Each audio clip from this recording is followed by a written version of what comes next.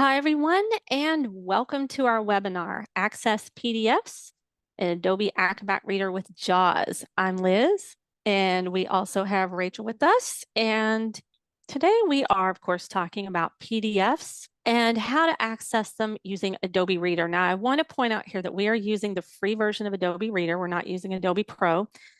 And Rachel and I are both using Windows 11. So if you have specific questions, things that may be different about Windows 10, we can answer those via email because we may have to dig in there just a bit since we're not using Windows 10. So I just wanted to make those two disclaimers as well.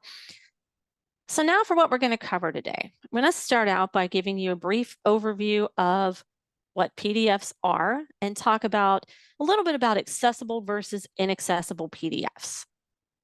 And we're going to show you how to install and set up Adobe Reader, how to set your preferences and accessibility settings, open PDFs in a web browser or in Adobe Reader. I want to show you how to go make those changes and set the defaults there.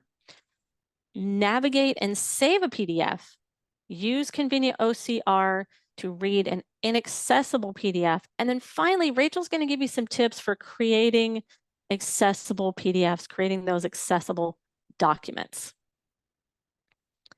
All right, I'm going to go ahead and share my screen here because we're going to talk about an overview quickly of PDFs. I'm going to share my sound here so you can hear JAWS. Top screen. Adobe Acrobat. See users UI. Adobe C. Adobe. All right, there we go. Let me make sure this is maximized. System menu bar. Leaving menu bar. Add left. All right, so I want to talk just a moment about PDFs. So PDF stands for Portable Document Format. And of course, we see PDFs everywhere. They're widely used on a variety of platforms.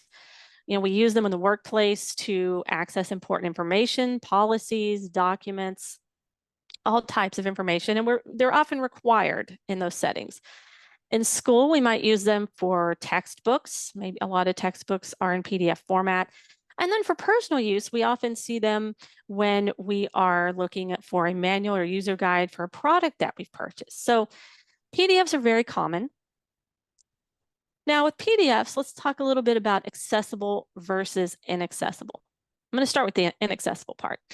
A lot of times PDFs are created when someone takes a hard copy of a document and scans it in. It's scanned in as an image. So the PDF exists, but it's not accessible because our assistive technology, our screen reader JAWS, cannot